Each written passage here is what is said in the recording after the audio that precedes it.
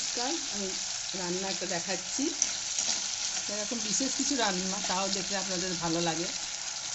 প্রথমে তেল দিলাম, তেলের মধ্যে মেথি ফোড়ন দিলাম, তারপরে কারি পাতা দিয়েছি, এরপরে টমেটো দিয়েছি আর আদার পেস্ট দিয়েছি। এরপর নাড়ছি, নাড়তে নাড়তে নাড়তে নাড়তে তারপরে হলুদ দেবো,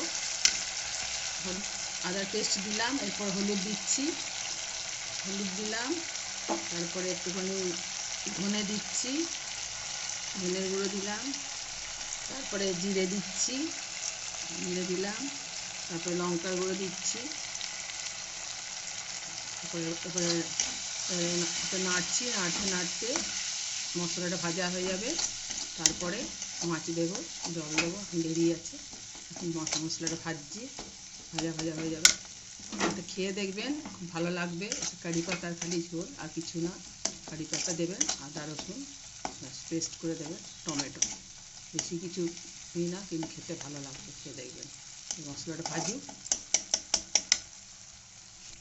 মশলাটা ভাজা মনে হচ্ছে হয়ে এসছে। এরপর আর একটু নেড়ে চেড়ে তারপরে জল মশলাটা ভাজা হয়ে গেছে, এরপর নেড়ে চেড়ে জল দেবো। আর একটু নেড়ে নিয়ে মশলাটা ভাজার মতো কিছুই নেই, আদা টমেটোটা খালি ভাজি আর কারি পাতা, ব্যাস, এটাই মশলা। এবার মশলাটা ভাজা হয়ে গেছে, এরপর আমি জল দিয়ে দিলাম। হ্যাঁ, জলটা একটু ফুট ধরলেই মাছগুলো ছেড়ে দেবো, ব্যাস। এই সাধারণ রান্না দেখবেন খেতে কত ভালো লাগবে, ভাতের সাথে গরম গরম, রুটির সাথে, পরোটার সাথে, সবার সাথেই ভালো লাগবে। এবার ঝোলটা ফুটলেই একটু পরে মাছগুলো দিয়ে দেবো। কাঁচা লঙ্কাটা দিয়ে দিচ্ছি, এবার গোটা গোটা, একটু কাশ্মীরি মির্চ দিয়েছি, একটু কালারটা এসছে। কাঁচা লঙ্কা দিয়ে দিলাম গোটা গোটা। ঝোলটা ফুটলেই মাছটা ছেড়ে দেবো।